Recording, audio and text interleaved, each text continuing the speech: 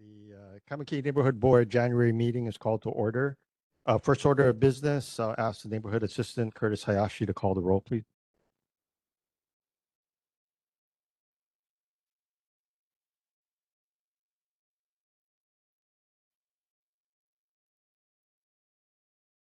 Abe? Here. Gardner?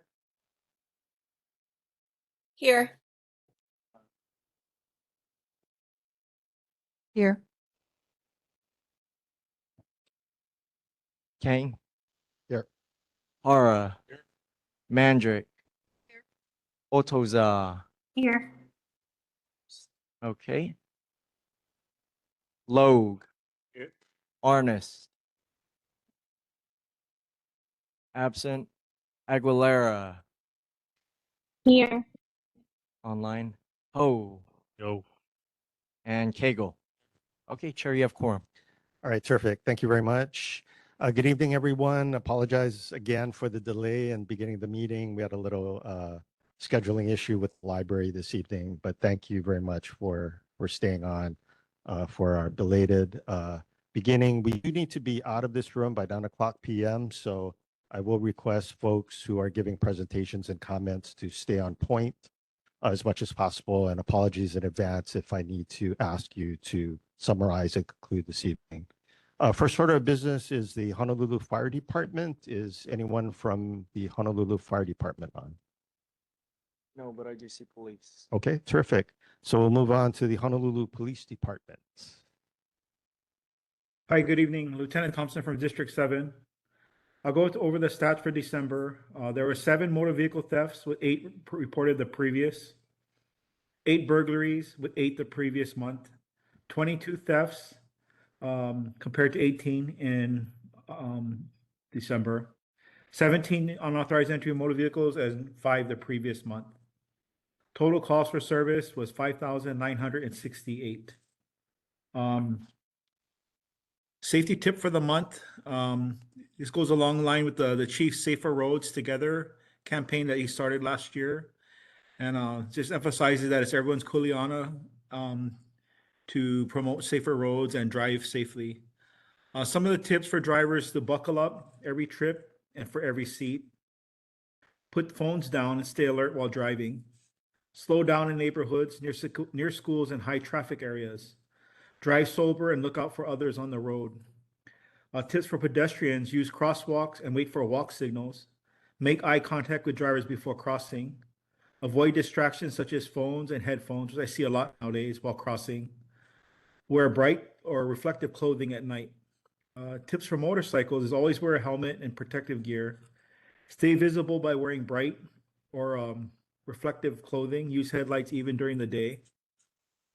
Ride defensively, watch for vehicles changing lanes, and never ride impaired or always obey the speed limits.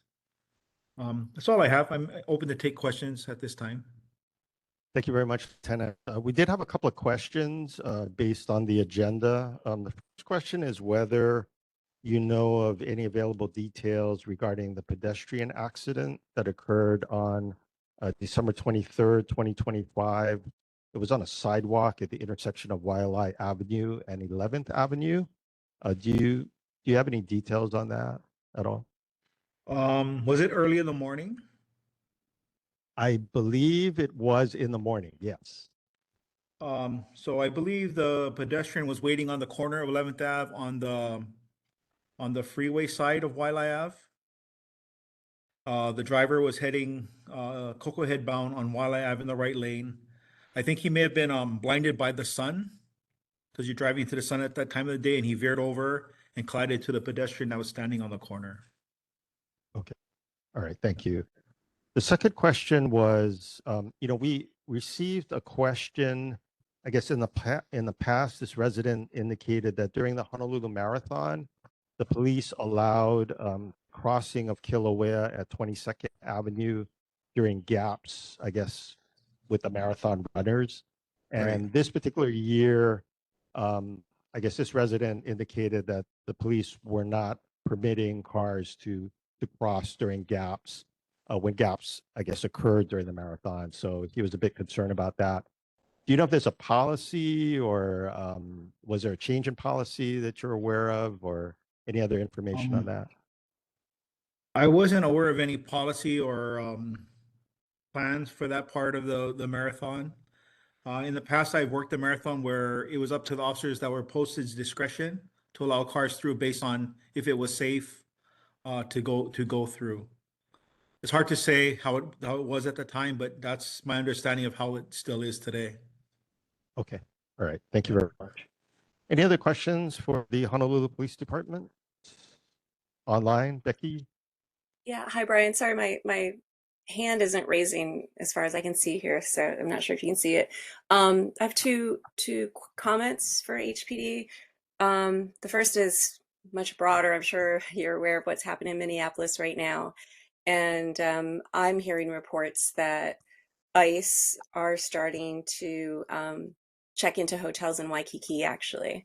And so I've seen police departments in Minneapolis give press releases or press conferences on how they're handling everything. And I'm just wondering if HPD has come to any kind of policy of how they're going to manage it if you do see an uptick in ICE activity in Honolulu. Um, and then I have another motor vehicle question, but I'll just. Okay, as far as the ICE question, I haven't seen any uptick as far as on our end, and I don't. No, there's no policy I'm aware of as far as what you're talking about happening in Minneapolis that's happening here. Okay, so I guess I would just ask maybe that the police department just start a conversation or discussion internally of how they're going to handle things if things get out of control. Because we've seen it happen in Maui, and like I said, I've heard reports that they're here in Honolulu. So maybe to get ahead of it. The other thing is the intersection where I live next to, I was in a collision this past year, and I had the right of way, and someone sailed through a stop sign because they didn't see me because there was a car parked, like a tall car parked right almost on the sidewalk there. And I've just noticed lots of cars parked like that. And it happened one of these past weekends where lots of cars were parked. I think they were watching football. And I don't want to be a party pooper or anything, but I was worried because, the visibility is so poor. So I called HPD, just to ask if they could, maybe just have some citations because they were parking in front of driveways, practically on the sidewalk. It was, the visibility. And like I said, I was in a collision with my kids and it was really scary. So I just felt like I needed to report it and just, raise awareness of it. And when I talked to HPD, they said, oh, there's no distance needed to park from that intersection, that they can park right out. And I'm like, I don't think so, because my insurance payout was full. And they were, and I'm pretty sure it was like 20 feet. So I don't know. I was disappointed that when I talked to this police officer, they were giving me wrong information. And What yeah, intersection is that for my information? 15th and Keanu. So the east-west direction, they have stop signs, and north-south, no stop sign. So cars coming down, Yeah. they have right of way, but because they can't see, I wasn't T-boned, but it could have been that way. It was really scary. So and when I reported to the police, the police officer was like, oh, well, there's not much we can do about it. People just parked illegally, and so it is. And like, I get that, but until there's a really serious accident. But what was distressing to me is that the information that the police officer was giving me wasn't correct. And I could figure out like the date and time of it if if you have it recorded or whatever. But I think especially now, it's really important that our law enforcement is just really clear and accurate in the advice and information they give to the public. Sorry to be a You have pain. that. You have that date and time disclosed? I think it was, when were the football playoffs? It was a Saturday, so I don't have my calendar handy. This So past Saturday? Two Saturdays ago. Yeah, there are restrictions on parking close to stop signs at intersections and and crosswalks as well. Yeah. Yeah. Yeah. Yeah. If you can Now, go I would back and just find the recording, the information wasn't I'll research right. that, but I just suggest keep calling Yeah. if you feel like there's illegal parking Yeah. occurring that's especially if it's posing a safety risk. Yeah. Yeah. Just because I experienced, I mean, normally I'd be like, so it is, but like I said, All right, Becky, do you have anything else and on that? that's all. Yeah, we're gonna Sorry have to to move. take too much time. Thanks. All right. Okay, so we're gonna have to move on. So thank you very much, Lieutenant. Appreciate. Oh, Have a good I'm night. sorry, Sean. Yeah, sorry, Lieutenant. It's One more okay. question. As Becky brought this up. As Becky brought this up, I am a full-on party pooper. And I have called the police on cars in the community that are parked up to that corner. So maybe this is a bigger conversation for us as a board to talk about, because throughout the entire neighborhood, you can almost guarantee every street, there's a car, if not multiple cars, parked up in the intersections. And if you're walking, people can't see you cross. And if you're driving and you take a right, for example, or whatever it is, and another car is coming, you get stuck in the intersection. This is a massive problem in our community. I've called the police numerous times. I wait outside to watch if they ticket those cars. If this is an issue for you, call the police. But I think as a board, we need to do a little bit more. And I'm thanking Becky for bringing this up. Thank you. All right, thanks, Sean. All right, we're gonna have to move on. So thank you very much, Lieutenant. Appreciate the update. Have a good night. Okay. Our next report is from the Board of Water Supply. Is Lorna Heller on? Hi, Lorna. Hi, good evening, everybody. Happy New Year. I do have our quick announcement that I normally have. This month we have, let me see if I can share my screen, sorry. Just want to put the flyer up since I'm not there. Okay. Can you guys see my screen coming up? Not yet. Not yet. Maybe if I press share, that would help. Okay. There you go. There we Now go. you should see it, right? Okay. Yes. All right. So this month's announcement is about conserving water. Now, because it comes with bigger rewards, so on the screen you can see. So the Board of Water Supply is in partnership with the Department of Environmental Services and has expanded the Water Sensible Rebate Program, and we're doubling many of the rebates. So now you can see that residents are now getting higher rebates. That's a $150 Energy Star clothes washer, $200 Water Sense toilet. These were all half of the amounts before, and as well as a $400 rebate for smart water monitors. There's a QR code that you can scan if you want to get more information. Commercial customers may also qualify for higher rebates on plumbing and kitchen equipment. And for us, the goal is simple. We just want to help people save money while using less water. So if you want more information, either scan the QR code or you can go to our website at www.boardofwatersupply.com/rebates, and you can get more information on that. And that's my announcement for the month. Does anybody have any questions? All right. Thank you, Lorna. Any questions for the Board of Water Supply from the board? Nope. Okay. Seeing none. Thank Okay. you very much, Lorna. Appreciate the updates. Sure, thank you. Have a good evening, everybody. Have a good evening. All right. So on community reports, I see Casey Abe is online. So I'd like to entertain a motion to amend the agenda to allow Casey Abe, who is from the Department of Transportation, to present a short community report on the Cocoa Head Avenue off-ramp. Is there a motion to amend the agenda? Okay, it's been moved. Is there a second? Moved and second. All those in favor, please say aye. Any opposed? Any abstentions? All right, the motion, the agenda is amended. So I'd like to invite Casey, hi Casey, to present the report on the Cocoa Head Avenue off-ramp. Okay, sure. Good evening and Happy New Year, Chair Kang and members of the Kaimukī Neighborhood Board.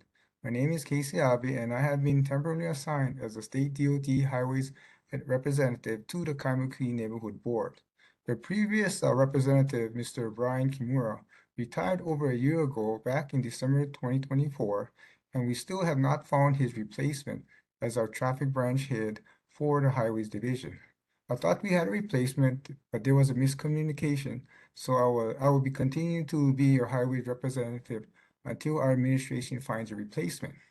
I apologize for not being able to attend your meeting since introducing myself to Chair Kang, but unfortunately we are very short-staffed.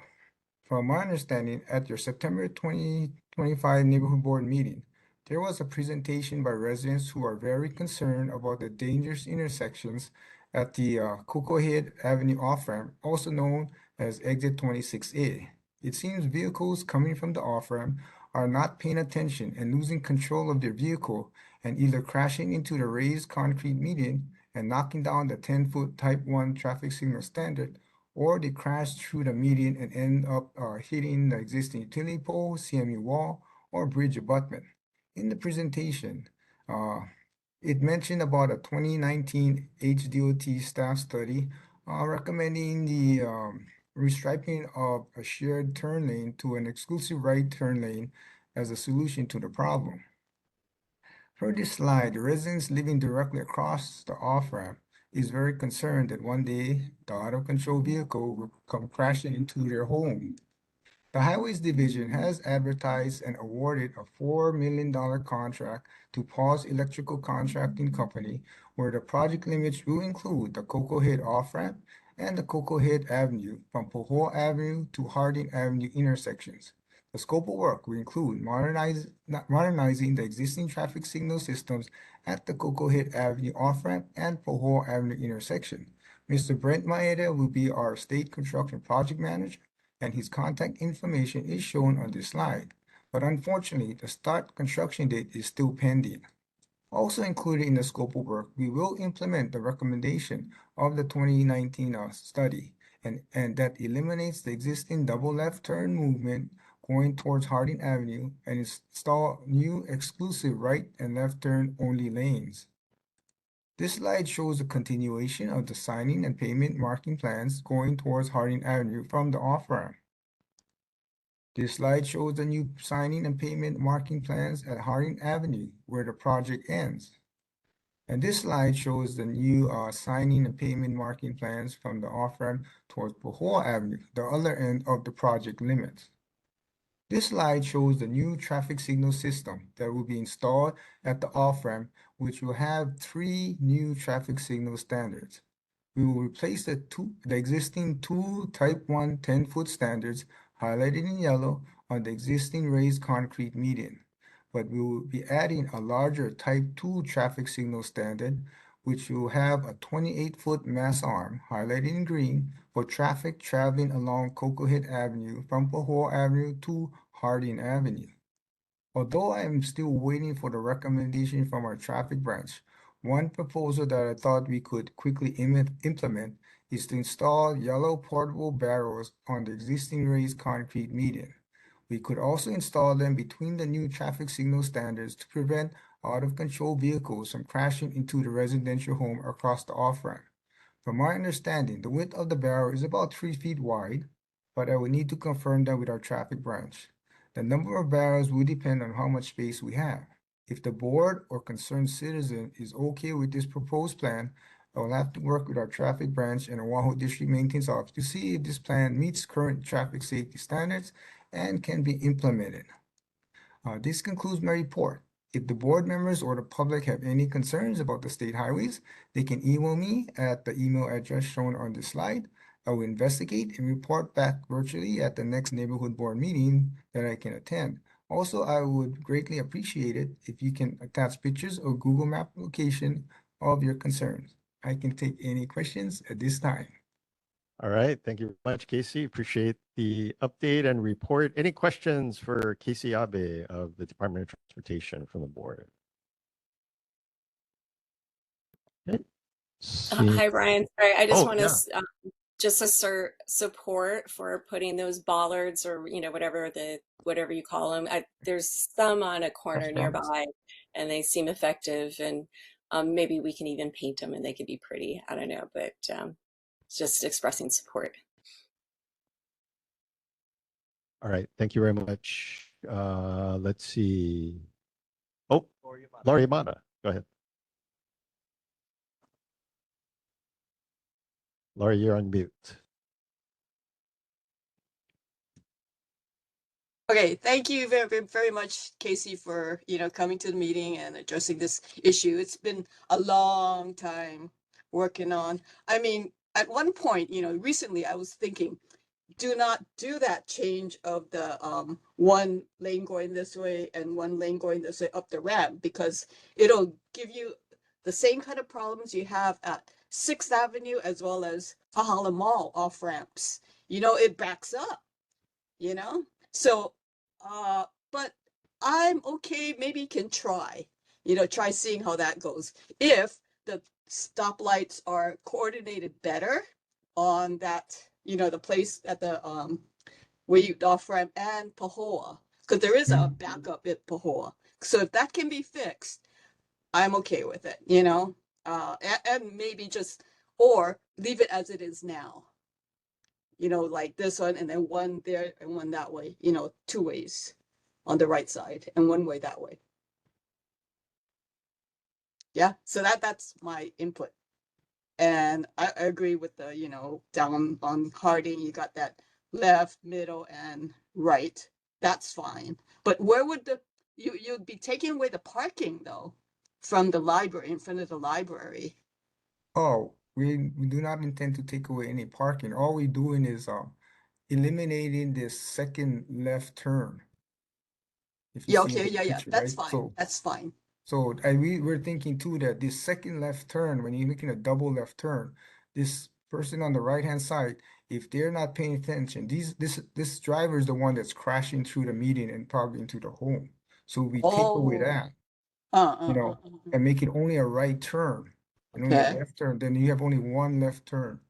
Yes, it may back up traffic. That's the part going down to I think it's Harding Avenue, but Pahor, the question is, we are updating the traffic signal at this off ramp and also the Pahor Avenue. So we're hoping to interconnect the traffic signal system so it'll be synchronized.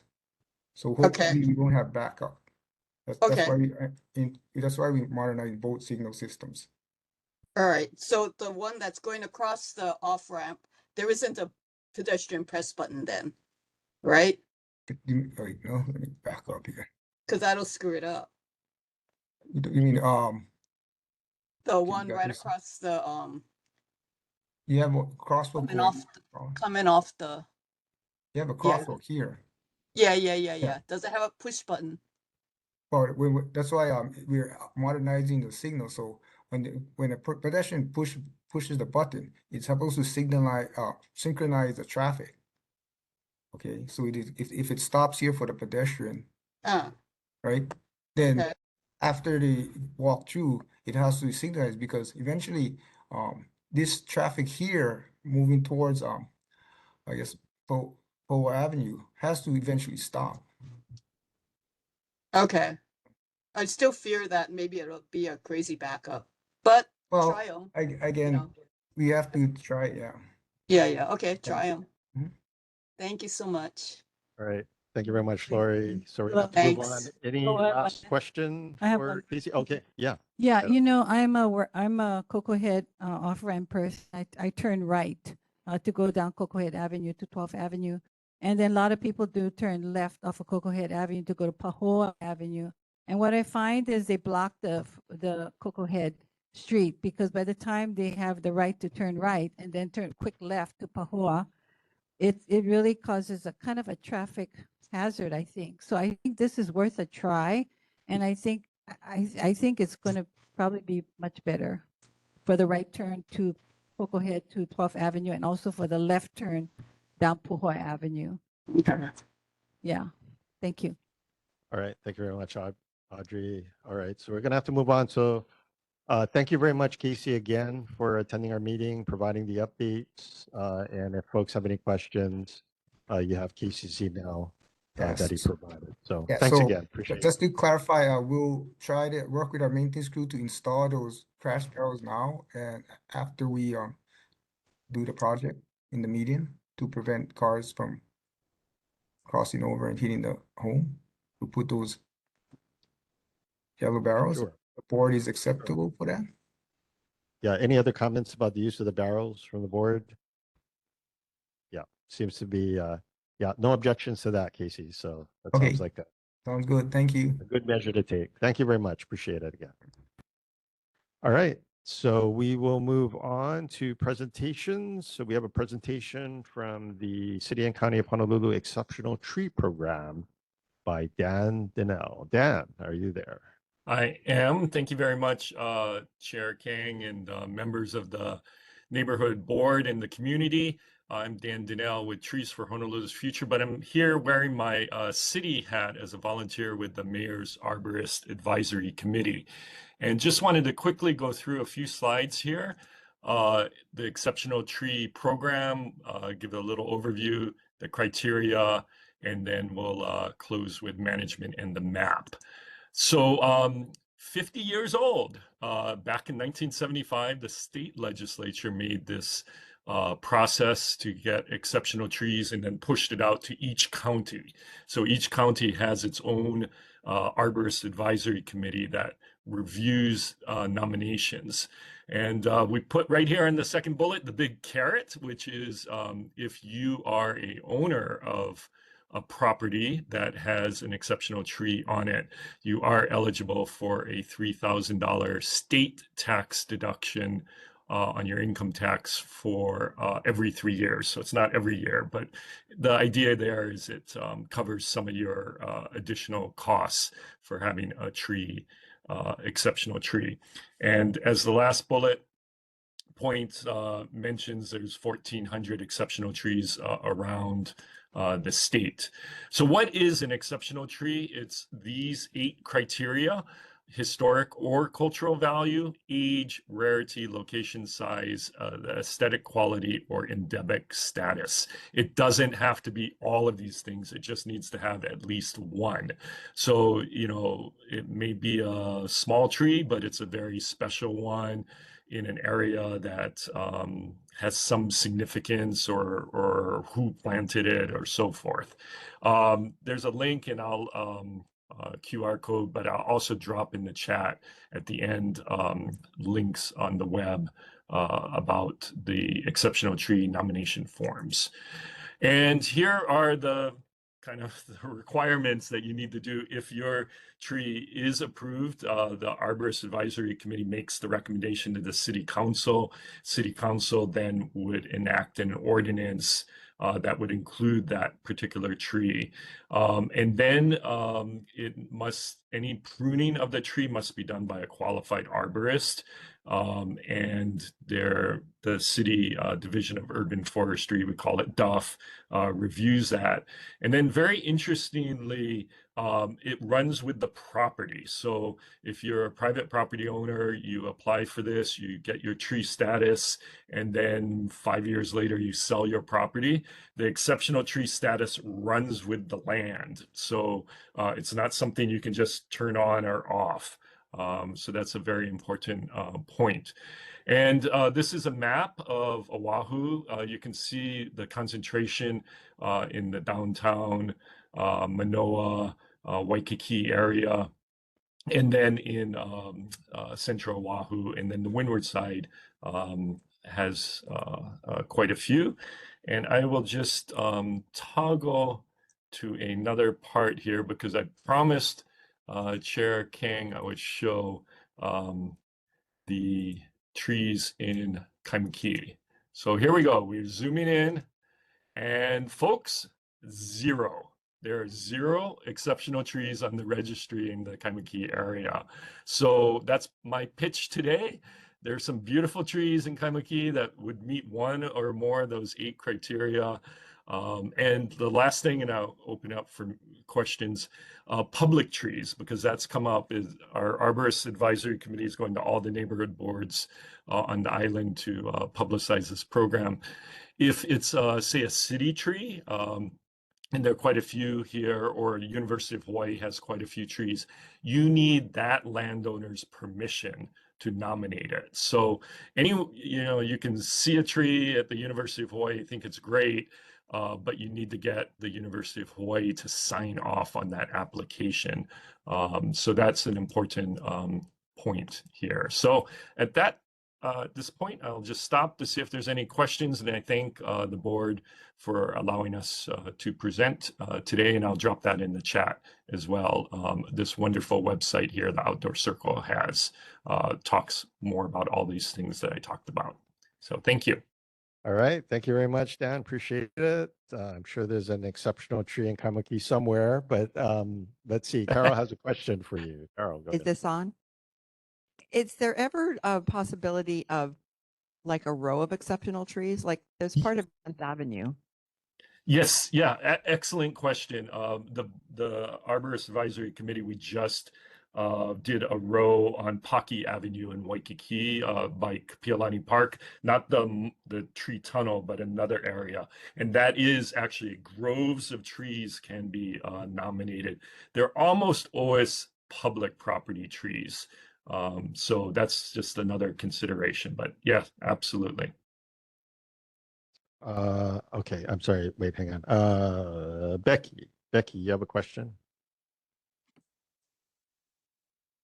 Hi, Dan, no question, but you reminded me of some work we were all involved in a couple years ago on trees, and I put in the chat a reso that I drafted on heritage trees, and I can't remember if we passed it or not. I don't remember what we did with it, but I'm trying to make it public. I'll figure that out in a moment. But Dan, if you wanted to look at it, I don't know if it's something that would be of any interest to the work you're doing or city council or this board. I think we did pass it, but it was some way of encouraging people to keep large heritage trees on their property rather than get rid of them. And this hurts me too, because I had a really beautiful Pua Kenny bush near me and my landlord just chopped it.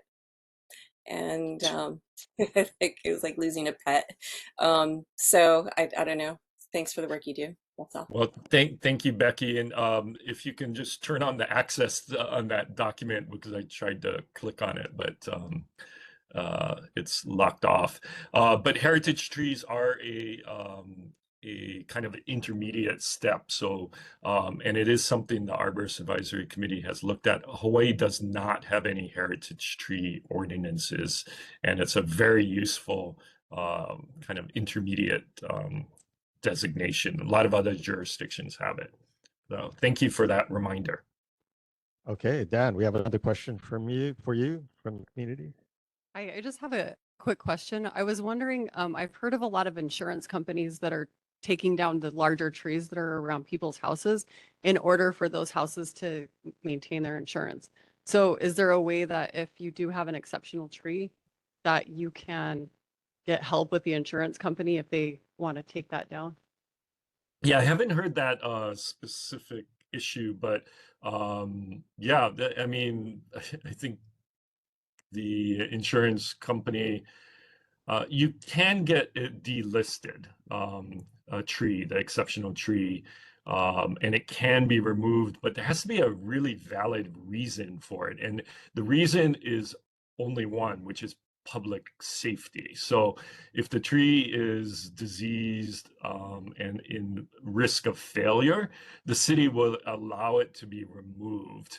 If the tree is healthy, the city would say to the insurance company, you can't remove it. But I don't think the city would have any leverage with the insurance company, like, you know, don't hurt the homeowner kind of thing. But that's just conjecture on my part.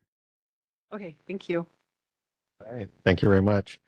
All right, so we're gonna have to move on. So thank you very much, Dan. Appreciate. Thank you, and appreciate all the very good questions. All right, thanks again, Dan. Thank All you. right, so our next order of business is a presentation on cell tower concerns. Liz, are you here? Hi, Liz. Hi, how's it going?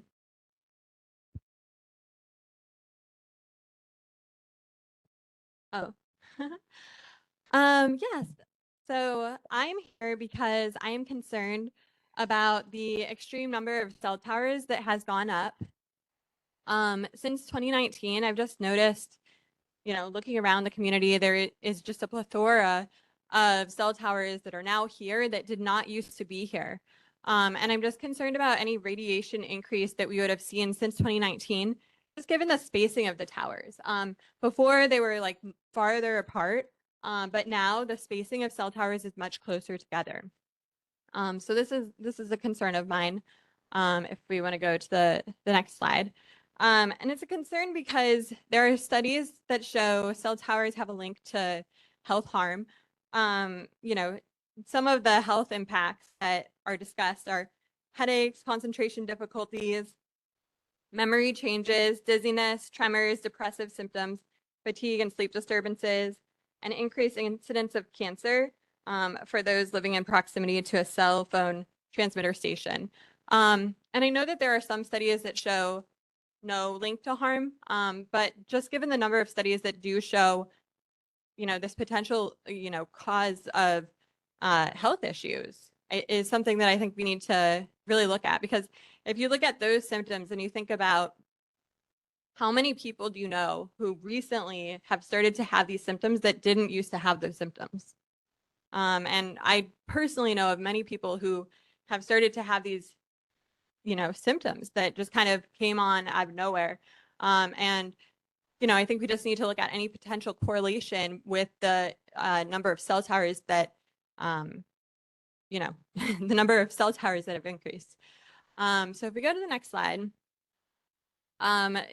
this is an example of the firefighters' position on cell towers. In California, they used to use them as base stations. And so they would set up a cell tower right there.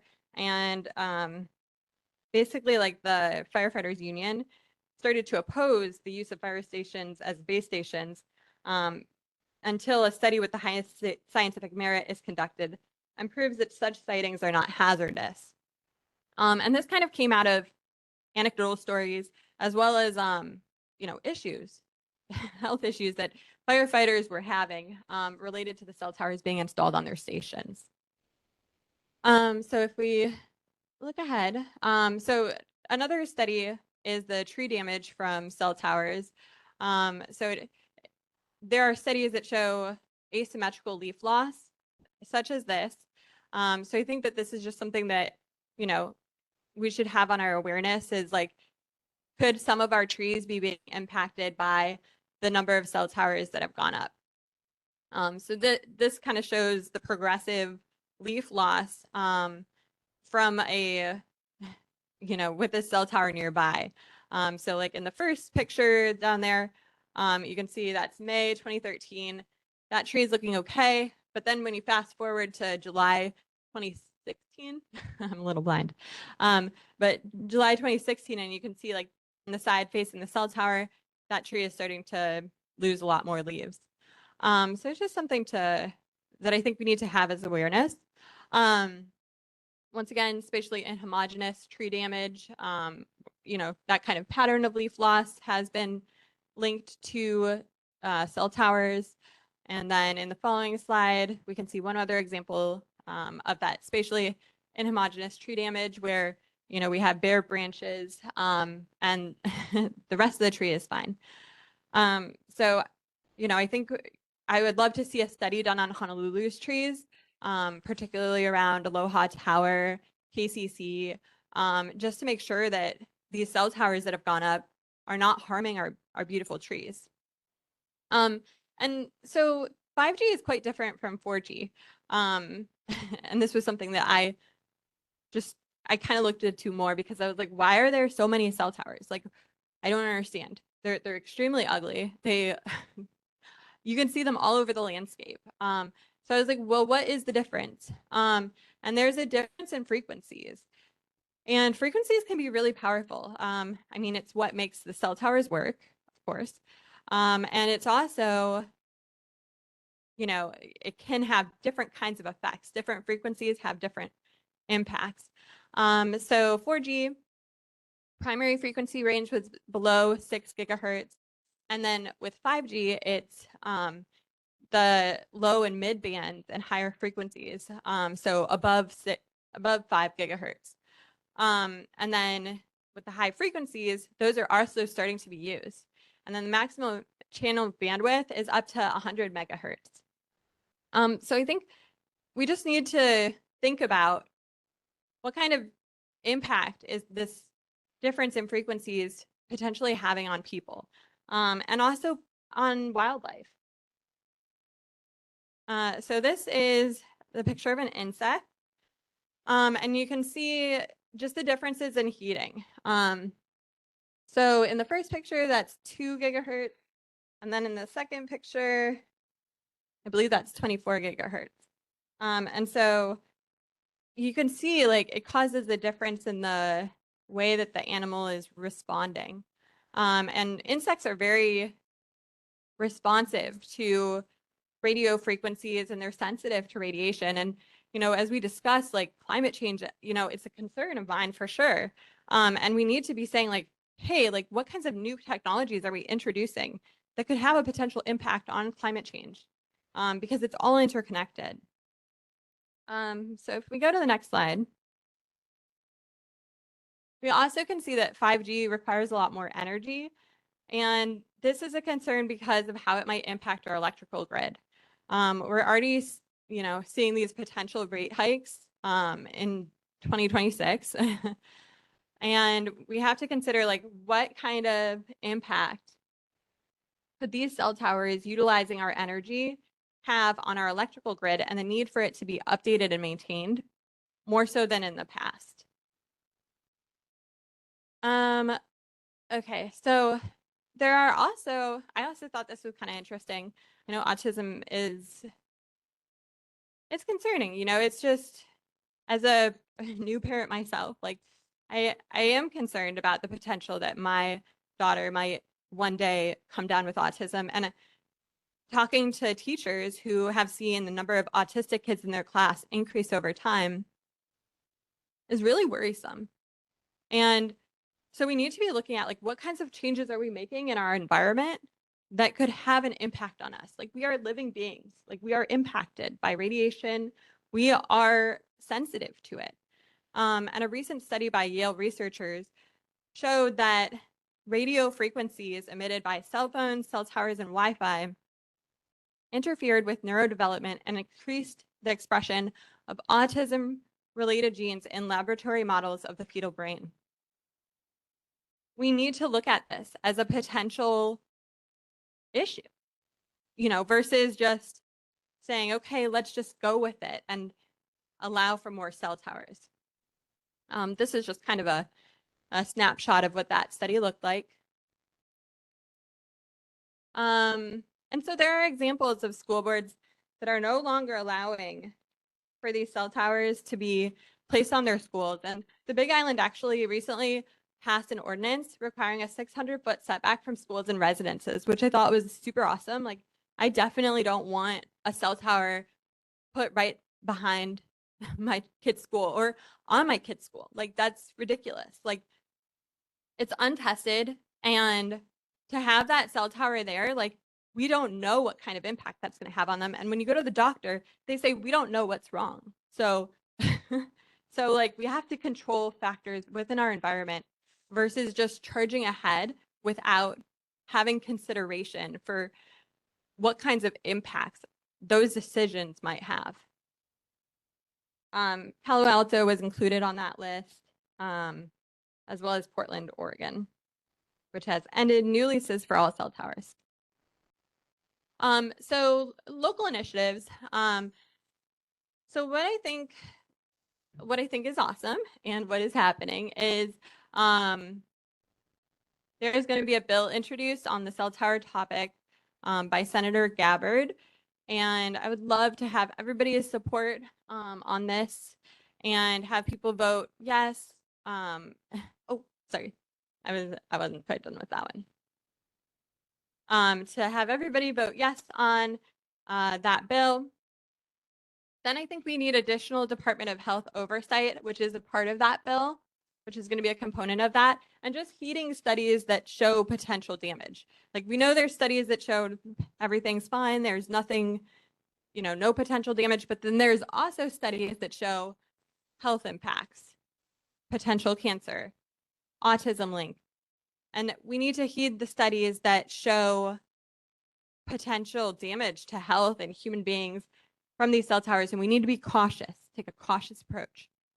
And then I would love it if we could also put together a resolution. That should say resolution. Hi, Liz. Sorry to interrupt. You're at 10 minutes, so if you don't Okay, mind, done. yeah, summarizing and concluding. Okay, Thank you. awesome. Yeah, so I think it would be great if we could do a resolution at this board just to kind of help prevent, particularly at the national level, a movement to remove local control over the placement of cell towers. So that's one thing to that I'd like to do in the future. But I'll say more for another day. All Thank you right. so much. Thank you very much, Liz. We have time for maybe a question or two. Are there any questions from the board? Okay. From the public? All right, seeing none. Thank you very much, Liz. Appreciate it. Okay, thanks for the information. All right, so we're going to move on to Kaimukī Vision Zero, Road Rights and Safety for Everyone. Is Eric McCutcheon online or present? Okay, don't see him this month. All right, guess we'll catch him next month. All right, so we do have a proposed resolution before the board for discussion. And this is a discussion and consideration of a proposed resolution regarding aircraft flight paths and noise in Kaimukī. Just to tee this up a little bit, the FAA is in the process of considering issues relating to current and future airspace needs. And they are in the process of identifying where updates are necessary to, among other things, flight paths in and around our community. We did post a link to an FAA website and video as background, and Neighborhood Board number 5, which is the Diamond Head Neighborhood Board, recently passed a resolution on this issue. And the proposed resolution before this board is based on the Diamond Head Neighborhood Board resolution with some revisions shown in red line just to reflect that it's coming from the Kaimukī Neighborhood Board. So hopefully the board members have had an opportunity to review it. So we'll get into a discussion, but first I'd like to entertain a motion to adopt this resolution. Is there a motion?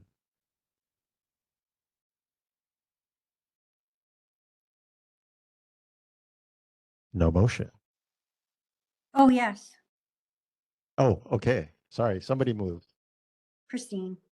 Okay, Christine. All right, Christine moved. Is there a second?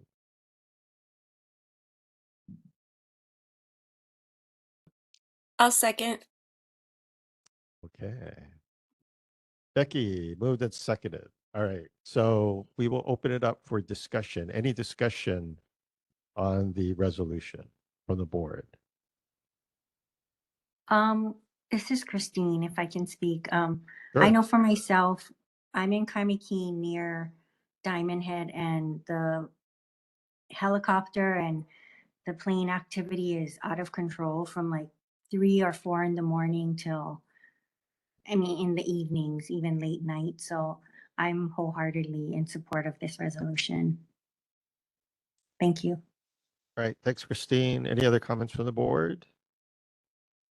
All right. I'll just if make not- a quick comment that I don't know what the history is right now, but I remember there being several helicopter resos before all the boards, like maybe 5 or 6 years ago. So I'm not sure if this is duplicative, but it seems like it bears repeating. So it's been an issue we've all been dealing with it for a while.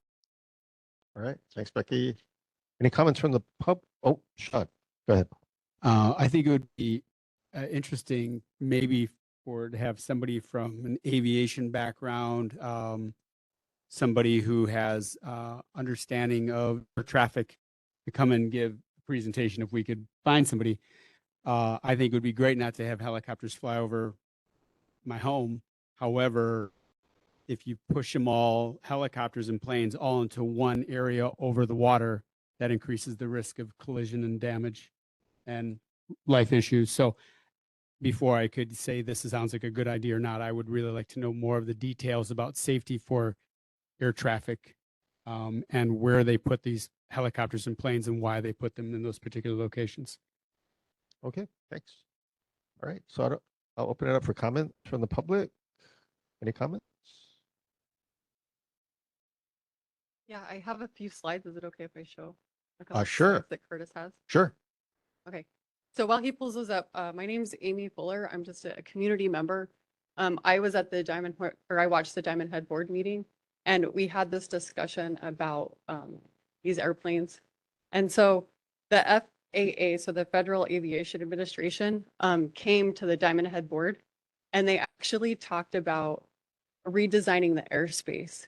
And so they're going to redesign the airspace across the entire country, and they're going to start here at Honolulu.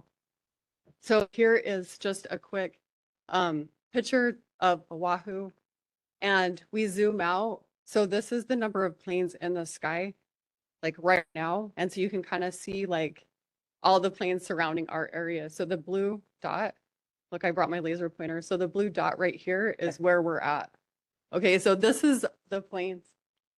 If you go to the next slide, we zoom out even further, and you can start to see the flight paths of these flights coming in. So this is a snapshot of what's happening right now. So every 5 minutes, you can see the flights come in. So Curtis, next slide, please. So the one that we're kind of really concerned about is called the Magi 3 arrival to Honolulu. And so that's kind of that flight path that you see right there. So next slide. I'm getting all this data from FlightAware. You can get it from Flight Radar also. And so this, you can click on the app. It'll give you information about the flight, where it's going, where it's coming from, everything. Okay. So next slide.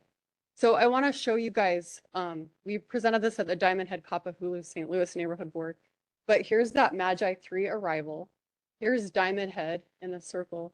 And then here is the MKK5 departure. And this is also what's called the Pele 3 departure right here. And so you can see that we live right here in that area. So we're in the crosshairs of those two. This is the H1 freeway. Inbound flights come and follow that. So this is the freeway route. H1 goes out. This is the outbound flights. So if we scroll to the next slide, you can see our community right here is at the crosshairs of every single flight that comes in, every flight that leaves, and every flight in that freeway route. So we're hearing all of the planes all of the time, and you saw how many planes were there. The next slide shows how the number of flights are increasing. So this is 1 million. COVID, of course, dipped, but we're back up to where we were before, and this increases 5% per year. So it's just going to increase even more. So the FAA, this is probably a once in a lifetime opportunity. They're going to change our airspaces now. So they're taking comments from all of you guys right now to say where we want these flights. They're going to take comments from tour helicopters. They're going to take comments from military, commercial flight operators. And so the more interest, the more comments they get, the more considerations they have.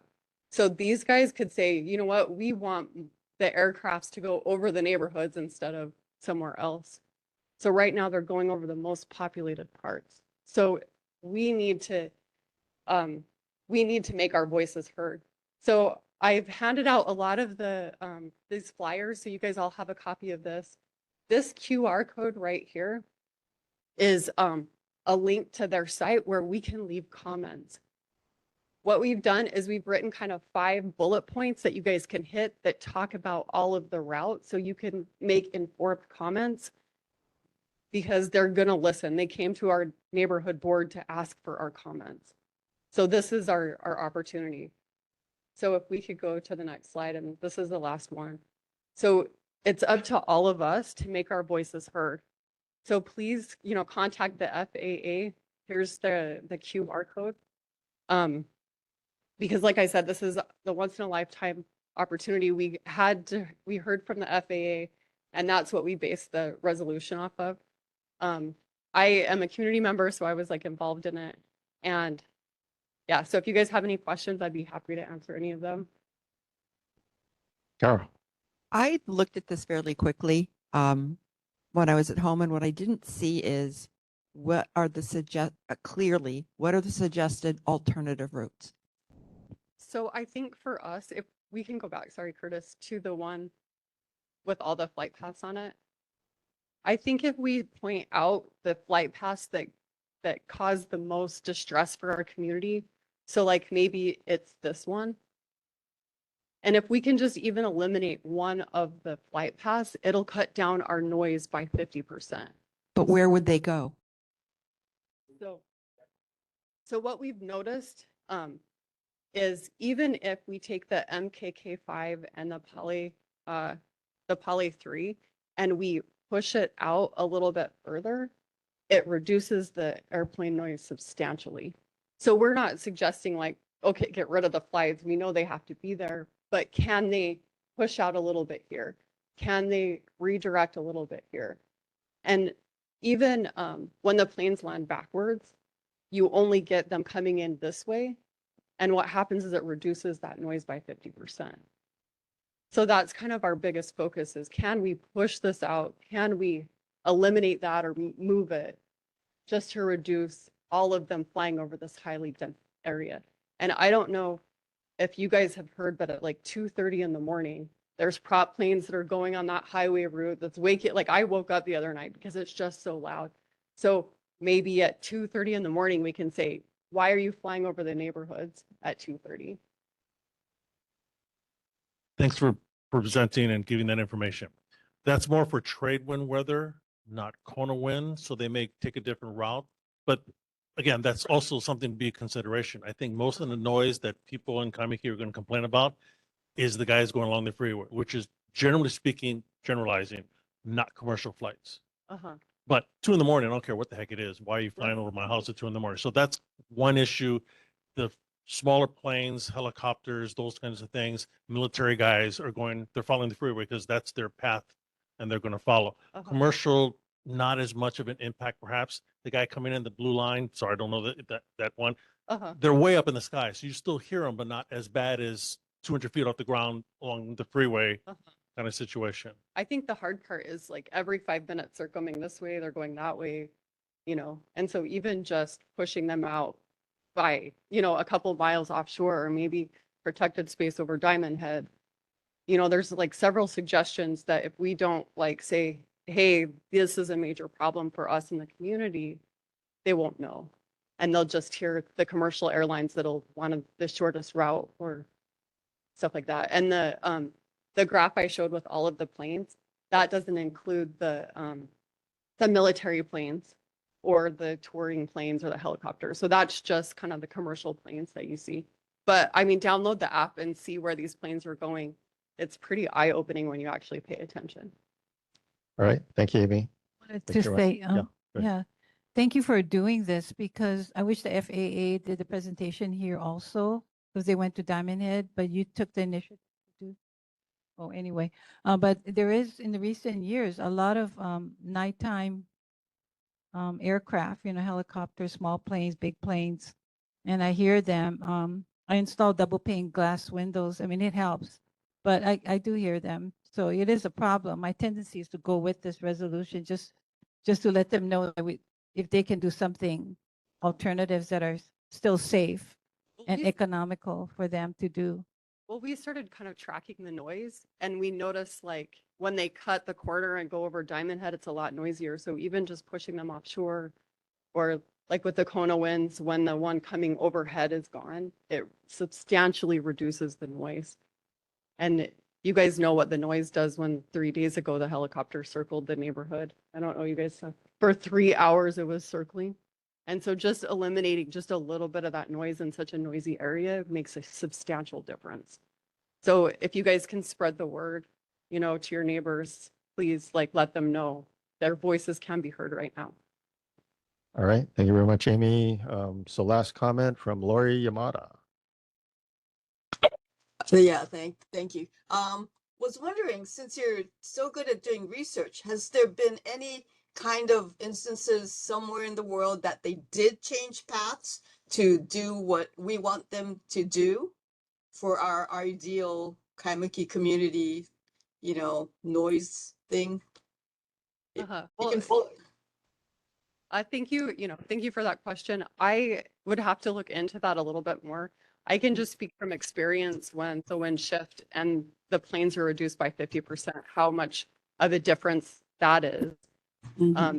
Also because the FAA is giving this opportunity to, give feedback on these flight paths. Like it's just a really good opportunity. Okay, thank you very much. All right. Okay, well, I guess last question or comment from Christine. Christine, you have your hand up. Brian, I just wanted to also mention that it's not just about the noise for me. It's most importantly about safety. And there's been crashes in residential neighborhoods. So I just wanted to add that point. Thanks. Okay, thanks for that comment. All right, so we're going to have to move on. So we will go ahead and vote on the resolution. Oh, I'm sorry.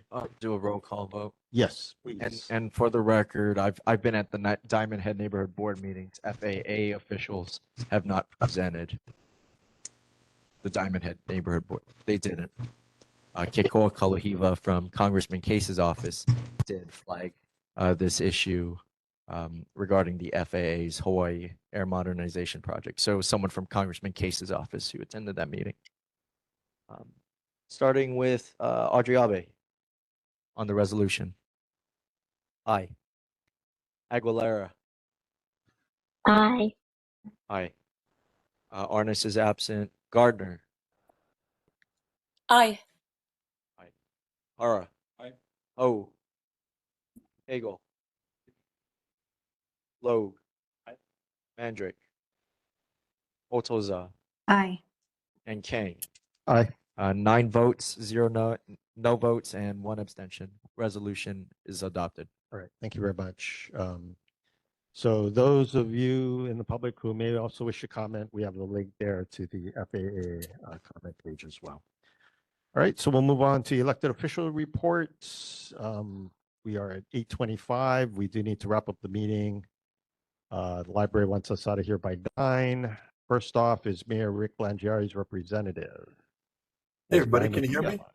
Hello, Brian. Yes, we can. Hey, all right, terrific. I'll get this over really quick here. So this month, Kurt Lager was sworn in as the chief of ocean safety. For those of you who don't know, we had the ocean safety group has gone through a couple of different departments, and yeah, ocean safety is now their own. They have their own chief. He was the director, and now he's the chief, so that's great. Kurt's a good guy, and he's got all kinds of plans for them. We have new flood risk maps. They take effect on June 1st. You can go out to www.honolulu.gov, go to the office of the mayor, and you can see those new maps, also available on the FEMA website. We've got something here. I don't know why we're reporting this. The restroom near Kapiolani Community College was kind of destroyed. I'm not sure why we have to bring this up here, but it's on my report, so I'm reading it. Construction begins at Waianae Police Station. That everybody down there on the west side has been looking forward to that. And transit-oriented housing is coming to Kapolei and Kalihi. We wanted to make sure that everybody notices that we launched a new improved H&L 311 system, and it's been a huge success so far. We've gotten a lot of comments. It's another really great way for you guys to commit to getting your comments into us. And in closing, I just wanted to mention as part of the last comment here, it was asked if any neighborhood board has ever changed a flight pattern, and I will tell you that they have. I grew up in San Diego, California. Point Loma is where the jets take off and go right over Point Loma from San Diego Airport, and the Point Loma lobby is very connected, and they now have a curfew. Planes can not take off after 11 p.m. They can only land until midnight, and they don't take off again until 6:30 because the people that live in Point Loma were distressed about that. So, I mean, it is possible. There is precedence of cities taking action. So I just thought I'd share that. All right, thank you very much. I appreciate it. So one item, we did receive some written public comments regarding grass on Sunset Avenue near 12th Avenue. And the grass is apparently very overgrown. And this person has requested that the grass be trimmed on both sides of Sunset Avenue. So if you don't mind Sunset taking Avenue? that back. Okay, can you Yeah, tell me again? Sunset. Sunset Yeah, and where? Sunset at 12th Avenue, near 12th 12th Avenue. Avenue. I will contact Laura Thielen and Park and Rec and get them on it. Okay, appreciate that. Thank you very much, Brian. Any questions for Brian, the mayor's representative? Okay, seeing none. Thank you very much, Brian. Appreciate the Thank you, update. guys. All right, so we'll move on to Council Chair Tommy Waters' office. Hi, can you hear me? Yes. Hi, Kevin. Aloha, Chair Kang, members of the neighborhood board. I'm Kevin Imanaka, Chief of Staff for Tommy Waters' office. Tasha Luke from our office emailed our January newsletter yesterday, so you should have that. But here are a couple of updates that our office has been working on. A constituent reported vegetation overgrowth behind Ma'umai Nature Park. The Department of Parks and Rec says there's a fire break project estimated for late March and early April, so that should take care of that. We received multiple reports of a houseless encampment under the 2nd Ave pedestrian bridge. We are currently working with the governor's homeless coordinator to assess, coordinate outreach, and then address the concern as this is on state land. From a legislative standpoint, Bills 64 and 65, which Chair Waters previously reported on to this board, have been passed into law. And this requires the city's budget and fiscal services department to provide much more detailed information on appropriations, transfers, and lapsed funds so that we can more accurately reflect the city's budgeting practices. And finally, Bill 76, introduced by Chair Waters and Budget Chair Val Okimoto, would require BFS to develop, maintain, and publicly post a searchable online database of city revenues and expenditures. The database would be free, open to the public, updated at least monthly, and accessible through an open checkbook style web-based system. Bill 76 was reported out last week for second reading. That's all I have for this evening, and I'm happy to take any questions back to Chair Waters if there are any. All right, thank you very much, Kevin, for the updates. Any question for Chair Waters' office? Yes, Becky. I was just, because I'm reminded of the tree ordinance and it's a council matter, I just plucked probably the most relevant paragraph of the reso, and it references some ordinances from other jurisdictions. So I was just wondering if perhaps Chair Waters or City Council would consider exploring instituting a heritage tree ordinance of sorts. So there it is. And then the link to the reso has some citations in it as well, if you want to look at models. So I just wanted to throw it out there. You don't need to comment. Thanks. All right. Thank you very much, Becky. Thank you. Any other questions from the board? All right, Lori Yamada. Lori. Yes. Okay. So I'm talking on behalf of Envision Kaimukī, and we did the Adopt a Park and Maumai Nature Park. So what you mentioned about this, the Department of Parks and Recreation is going to do what in March and April, and is that in what you call that, in response to our riser request that we put in 2024.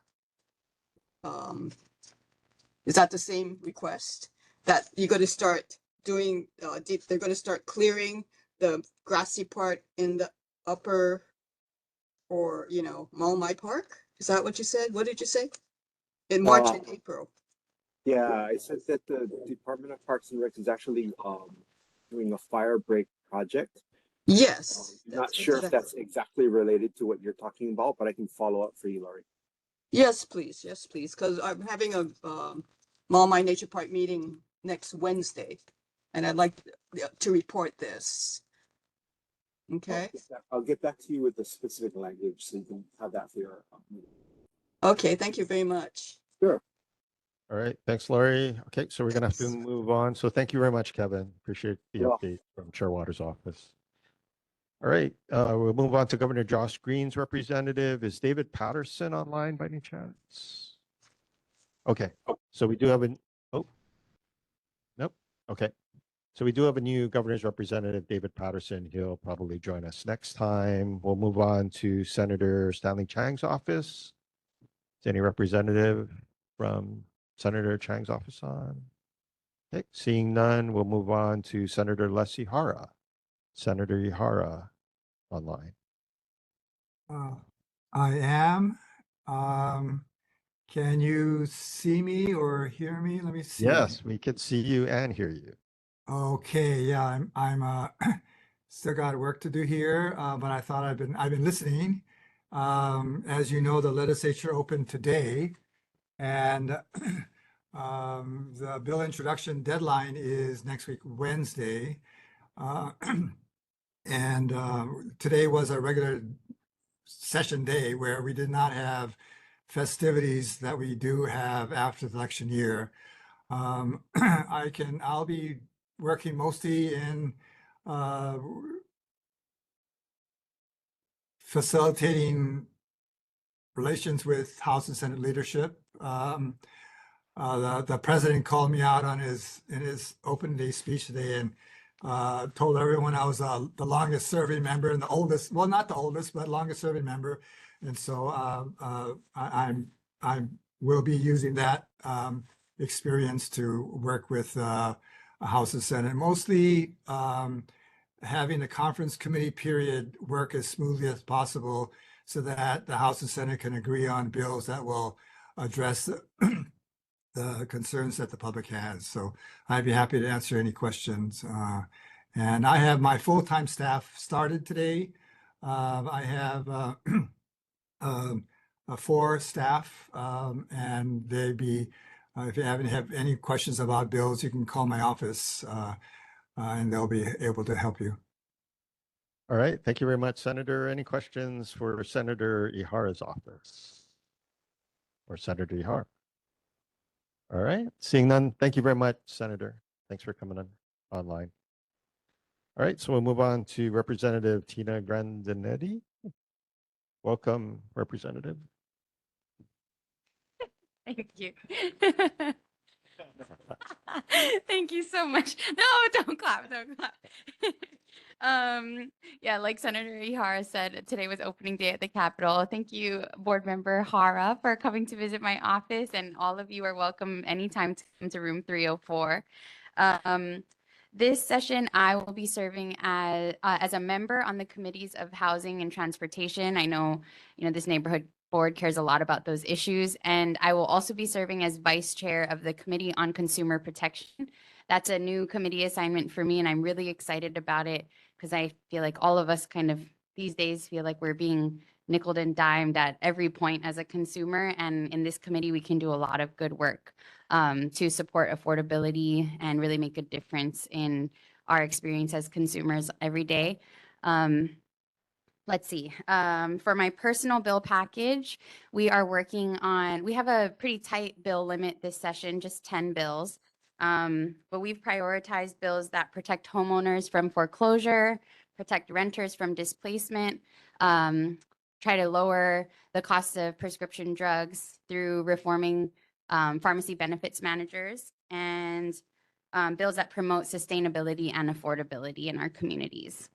I also just want to share that I'm really proud of the work we've done in the Consumer Protection Committee over the interim.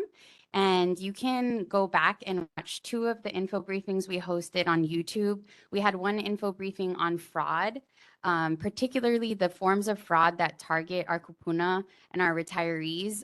They are increasing, and we have some great resources about how you can defend yourselves and your family against these kinds of practices. That's all on the House YouTube page, and if you're interested in more information, you can feel free to email my office. We also recently hosted an info briefing on the proposed partnership between Hawaii Pacific Health and HMSA, and that's going to have really cascading impacts on our broader island medical system and healthcare system.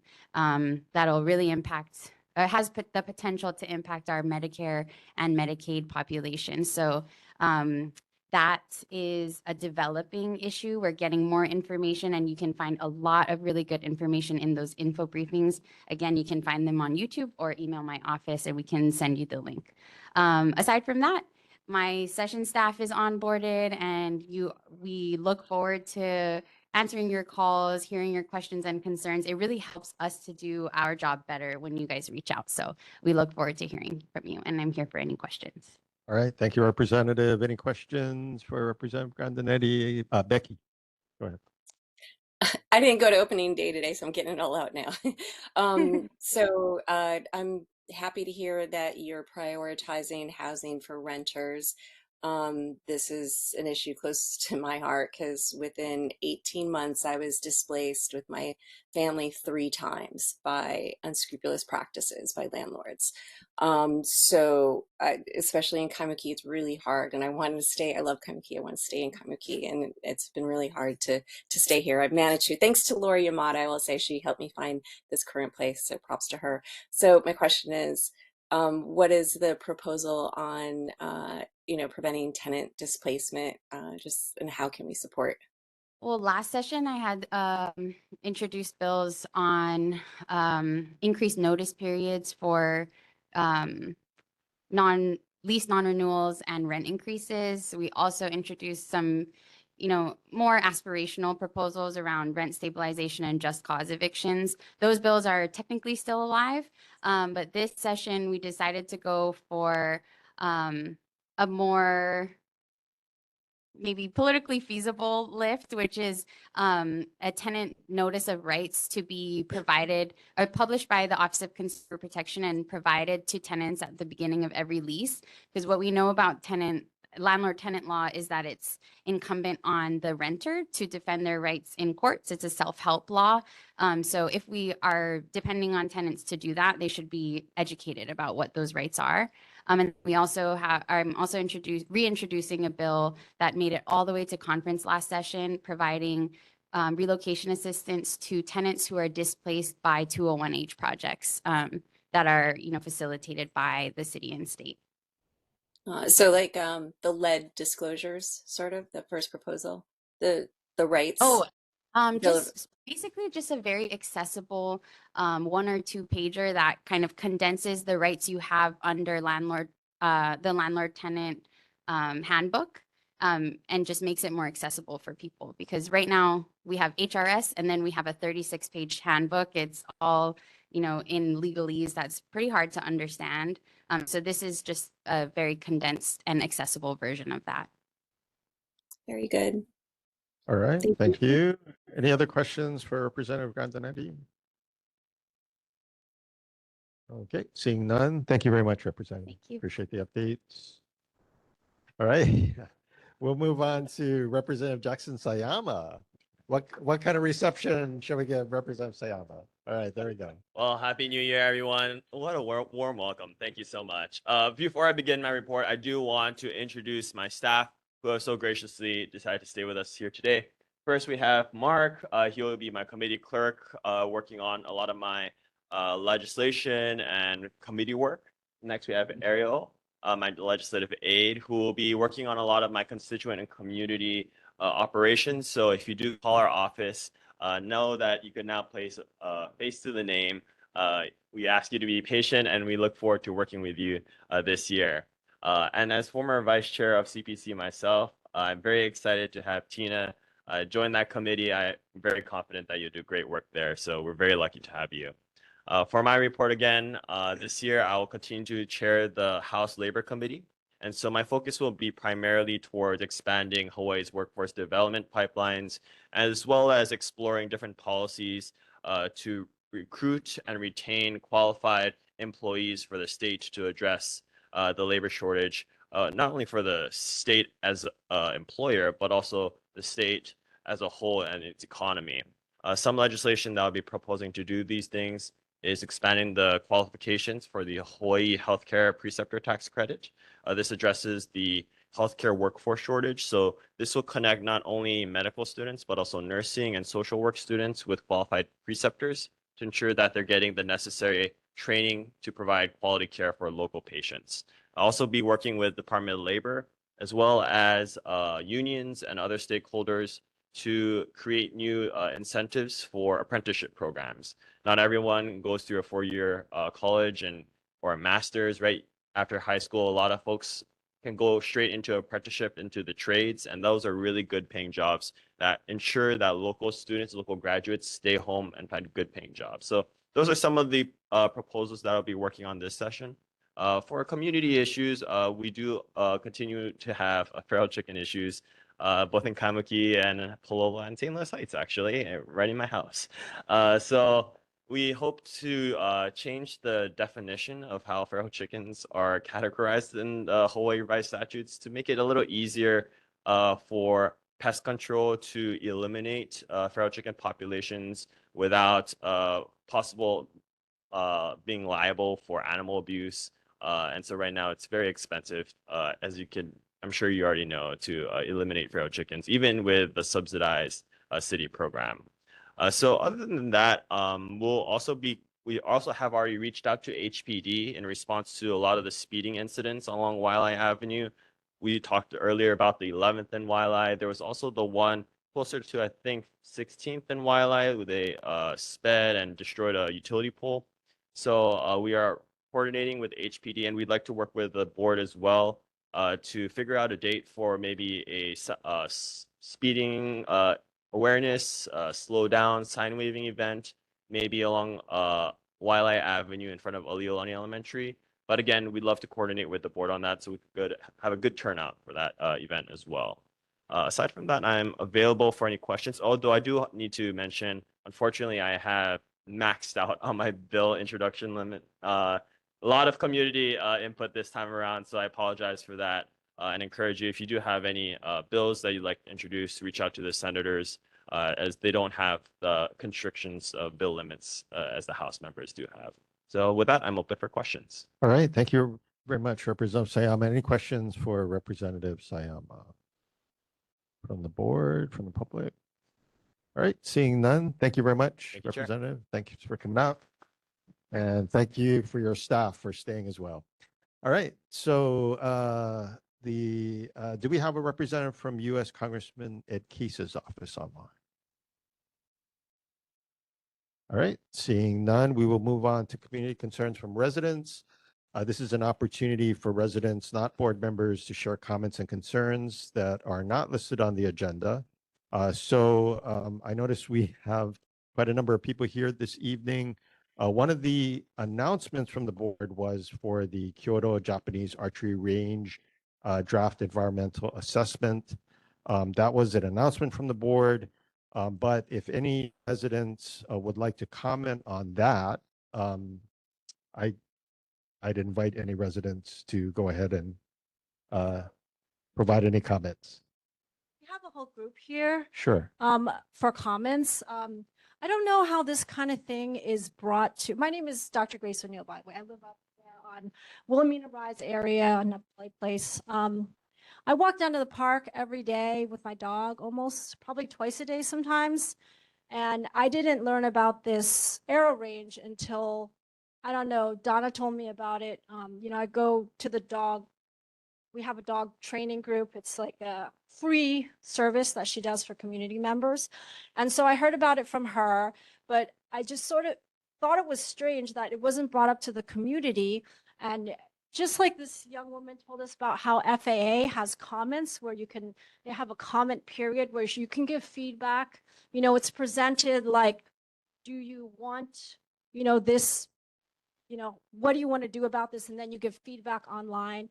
We weren't given such a privilege. I know I did communicate with Bob DeWitts, and he said he'd come to the neighborhood board meetings, but I actually did a little survey, and 95% of the people don't go to the board meetings. So I think that a lot of people did find out, because I walk my dog every day. I know a lot of people in the neighborhood, and a lot of people did find out about this from just word of mouth and the television. I think if they had broadcasted on the television, it would have been much more effective. I also think that a lot of people utilize the park that you do not realize. We have people coming to the dog class. I mean, Donna could tell you, they come all the way up from Manalani, Heights and stuff. Because I walk my dog up there, and sometimes we, You know, I play with my dog, I play fetch with him on the park up there, and then I come down here and the same people go to the class there. So you would think that maybe it's just the immediate neighborhood, and people might not even think I would walk down there, you know, because I'm probably like, I don't know, half a mile or something away from the park, but a lot of people utilize that. And I don't know, I guess I'll let other people talk. I think Susan came the last time. There's concern in the surveys about the arrows. There's also some environmental concerns. Like, for instance, you know, there's a lot of flooding in our area. And with the building of this Kyodojo or whatever.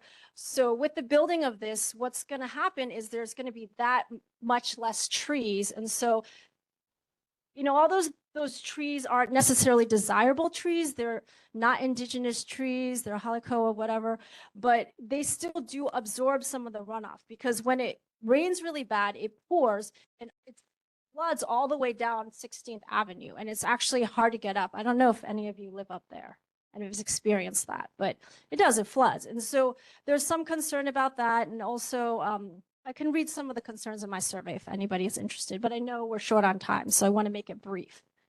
I don't know if anybody else, but we have a couple of us here. This is a quick talk. I talked to. Ma'am, I'm sorry. Can you just identify yourself for the minutes, please? Sorry, I'm Diane Hino. I live in the Kaimukī area near Mau Park. And our district, Kaimukī area has the most dogs, I think, in the state. And I understand it's a nature park and it's for passive recreation. They want to set up an archery place or for some hula dancing and stuff. And I feel this would impact dogs and people's safety. And it's also near a roadway. So any stray arrows could, you know, hurt people there. And I think one of the city or state's responsibility is for general welfare and safety of its residents. And if you look at the general public safety, not just, well, they might call it cultural or religious. We're not against the people want to set it up. It's just that for the general public safety, we're kind of opposition to it. And I think that its use of the park as it should be a beautiful natural environmental area, as she said, is very important. So I hope the correct use of the park will cause you to vote against, you know, setting up this archery, because it's considered like a firearm under the law. It can wound, it can hurt, and that's one of the main concerns. I don't know. Do you want to add something? Hi, my name is Donna Shimabuku, and my husband and I actually do the dog hui at Maumai Nature Park. And I think with our neighbors, our main concern was that most of us found out about this project from the television with the mayor. And I think as a group of people, or even our whole neighborhood, the comments that we heard, like when we were walking our dogs, was that, how come we weren't notified? Okay, there is no public notice. There is no community meeting. So we're wondering why was so all of a sudden this project is approved and we had no input. And this is going to affect us. It's not just the people around the park. I heard that there are a couple people that live on the perimeter of the park or just across the street. They got letters and they were visited in person by a representative of the dojo or the board. I'm not sure who. We're just like one street up on the side of the hill and we didn't get anything. The problem is, if you look at where the park is and you look up towards Anuhea and on that ridge and you go up Upper Cocoa and where it levels off before Paula, you have all those people that are around the park that uses the park, and we can vouch for that.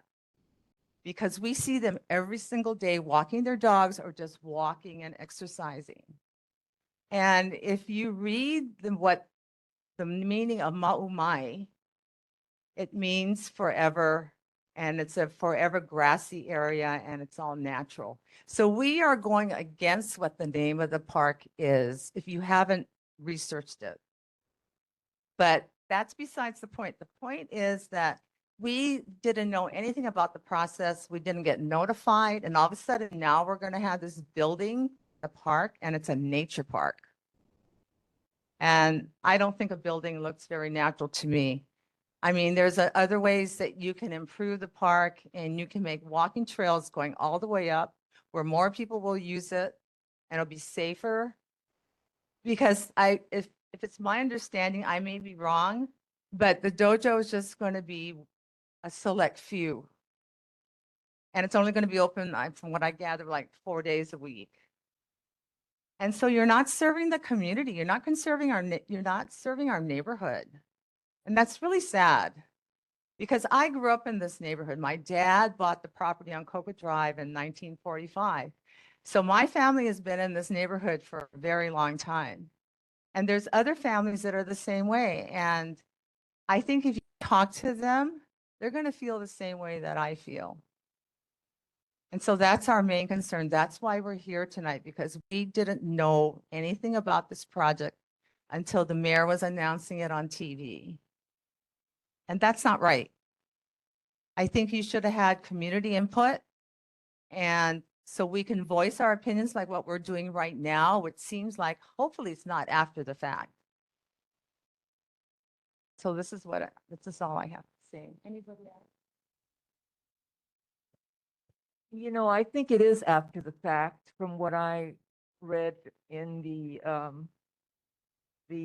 summary of the November meeting. And it sounds like it is after the fact. That what I read also was that they did contact 63 households via the tax assessment records. Of those 63 households, 7 responded. And of those 7, they were not positive for it. You know, there were some that would have preferred not to have it. Some were concerned about parking. Some were concerned about injury. I'm concerned about injury to people and to animals, because there are numerous people who walk their dogs there. Some people walk their dogs 2-3 times a day. But I'm wondering how this happened, that I never heard anything about it. I'm really concerned about that. The group who organized this Hyo Dojo seemed to have had everything set up. I mean, from what I'm reading, I don't know when it was started, but by the time I heard about it, they seem to have had all the approvals and the proper permits that are needed to get it through. Plus, the Kaimukī neighborhood board had voted to approve it.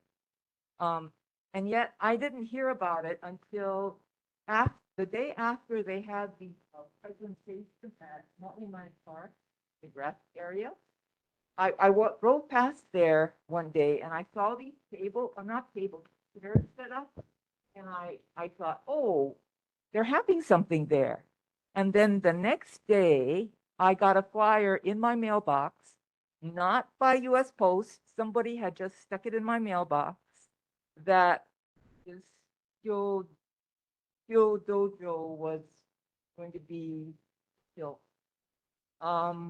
It really bothers me, because I have a friend who had a dog, and this was in Japan. I was there for a year, and her dog had a wound. When she took the dog to the vet said, "Oh, this was an artery that had punctured the dog." So I am really concerned about people and animals being injured by this you know, between our church at this children. Thank you. Any other comments? Public comments? Sir, go ahead. Tom Collins, Kaimukī. Just reiterating what we didn't hear about this until after the fact, which is very discouraging. The other is, quick question, is this a commercial operation that's going in there? We're zoned for residential, Yeah, it is not a commercial operation. so it's just a private club? No, and it is not a private club, is my understanding. What is it? It's a dojo, is my understanding. And I'm sorry, you know, it's I know we're short on time, yeah, it's a nonprofit organization. so they can still come in and run traffic and everything else. Example, when we were just talking about the dangers with 16th and Wiley. I mean, last year alone, in 2025, Weiss was down there cleaning up after really bad accidents because they still leave all the chrome glass and stuff. And that's just going to bring more. I mean, we don't need more cars in that neighborhood. The park is perfect. With our dogs, everyone gets together. And to find out, you know, somebody's kind of slid this in back door is not very encouraging. This board should be keeping us informed.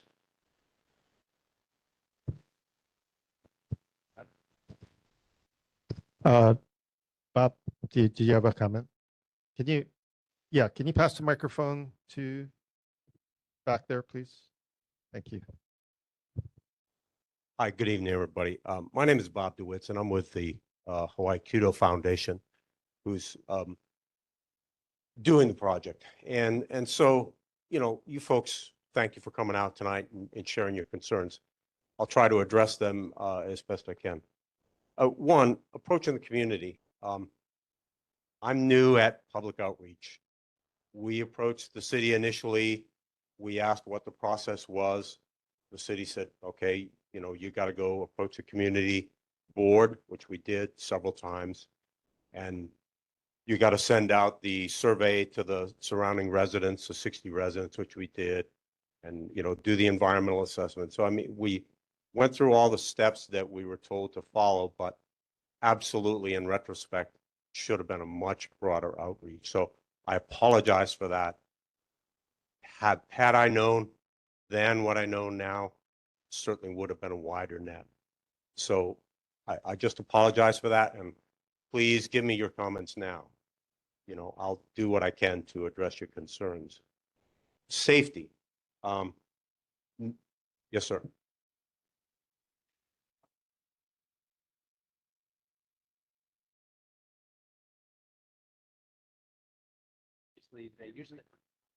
There used to be one over in Kapiolani Park, and then that was determined too dangerous. Now you want to put one right in a neighborhood.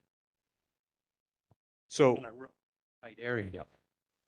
we did approach the city about a lot of locations. I mean, we try to do it privately. We try to buy land at different places, and because of the zoning rules, there was just nothing available. So we approached the city about a couple of different locations, and the city said because of the heavy usage of other places, this was the preferred location. So No. We're sorry, we're not going to agree with that. Well, That park is used. Excuse me, constant excuse me, every excuse me. day. Wait. We're going to stop it right here. You know, can we let Mr. DeWitz finish his presentation as he's allowed you folks to make your comments? So, I mean, Right. that's what we were told, that the other parks had heavy usage. So the park, you know, Mountain Mai has, as you know, undeveloped land. So the issue was, how do you do that safely? So the design that's in place has barriers all around, including to prevent any arrows to go over the top. We are more concerned about liability than anybody. We don't want anybody to be injured. The dojo designs are well proven in Japan, in heavily urbanized areas. We've visited several of them. So we'll incorporate all of that in our designs in terms of safety. Dog walking, you know, we're not going to disturb the area where people walk their dogs. There will be some parking provided, so maybe folks who have to walk down can drive down and park and walk. Natural environment. We will we want to work very closely to take out the invasive species and plant native species. So the developed area is pretty small, so we want to surround that with native plants, and we're also going to oversize our irrigation system so that we can support irrigation for the reforestation of the native plants on the upper part of the park, between Cocoa Drive and the existing area. So, you know, my vision is to make the whole thing as green as we can, cover it up, get rid of it, and make it nice. And so I hope, you know, a few years from now, we'll all see that. Flooding, there is a flooding issue there because that space is not designed properly. Our engineers discovered that problem, and our design puts in a catchment basin that's going to stop some of the flooding that was coming from the lack of design on the property. In terms of, you know, making the park better without something else, 20 years ago, there was a master plan. There was no money to do it. 20 years went by, nothing happened because the city's not going to appropriate the money. We came forward and said, look, we're going to build this with private money. It's going to be donated to the city when we're done. It's going to be open to the public. We're going to do public classes. We're going to bring in high school kids and try to teach them some values. It's going to have a community meeting room that the community can use. It's going to have a garden that the community can come to, and parking. It's not a private facility. It will be owned by the city. It will be administered by the city. We'll operate it because we know about Kudo, but you can make a reservation to use the public space through the city website. So I want to make this good for the community. You know, I live in the community. I've run by that park for 20 years. So please tell me how we can make this work for you. You know, I apologize for the fact that not enough people knew about it. I can't change that, but I can change going forward what's good for the community. And I think I've answered the key points that I heard. All right, ladies and gentlemen, we're going to have to move out of here very shortly. So are there any other last comments on the Q-Dojo matter? Brian, if I may. Yeah, actually, Becky, the board members cannot comment Oh, we technically cannot. in the Okay. public comment section. Yeah, I'm Okay. sorry. All Mhm. right. If there are no other comments on the As you know, everything depends on DPP permitting. So we have not submitted our permit yet. The plans are not totally fine, but assuming we're able to get the permit in by the say mid-February, there's a procedure that allows you to start 30 days afterwards.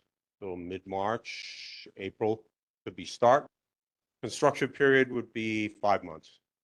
It's a very quick construction period because it's a small structure and it's prefab. Yes, ma'am.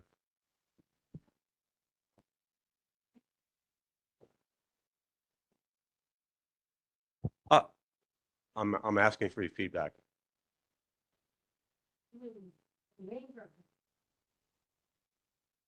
Sorry, can you use the mic? Yeah. There are a lot of people who couldn't come today because, you know, I walk my dog everywhere, like I said, and there's people who filled out the survey who couldn't come today. So, you know, there are a lot of people who do want to give feedback. I don't want to change the subject, but there's another issue in our neighborhood that I just want to deal with really quickly that a lot of people here, like there's a high Cocoa Drive and a low Cocoa Drive, and there's a path in between. And there's a lot of motorized vehicles coming through. It says no motorized vehicles, but they're still coming through anyway. They come through really fast.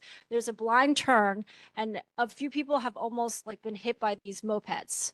It's like, you know, younger people coming through, and I think if we just put a pole there, maybe on each side, then they wouldn't be able to, you know, speed through there. They would have to walk their moped. could you describe it one more time in detail So for the you minute? know how there's a Cocoa Drive like on the above, like on the top. Yeah.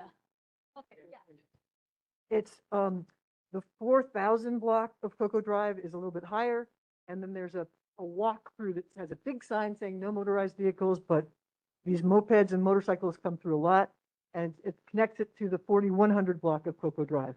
Okay. Okay, thank you very much for bringing that up. So we will place it on the agenda for the next meeting. Are there any other public comments unrelated to those two issues this evening? All right. So unfortunately, we are going to have to move on. I do have a suggestion, for those concerned about the Q Dojo, if you don't mind speaking with Mr. DeWitt, I mean, I'm sure he's happy to share his contact information as well. As we've noted on the board announcements, actually, I'll get to the board announcements after a couple of things. Board business members, I'm going to defer the board business to the next meeting in the interest of time. Board announcements, the Kyudo Japanese archery range, the draft environmental assessment is online. There is a link to provide, or an email address to provide comments on that.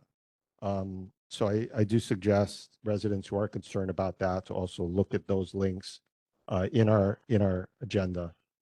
The next meeting of the Kaimukī Neighborhood Board is scheduled for Thursday, February 5th, 2026. So unfortunately, due to scheduling issues with the library, we do have to move the meeting date. And for February, March, and April, the meetings will be on the first Thursday of the month due to those issues. With that, this meeting is adjourned. Thank you.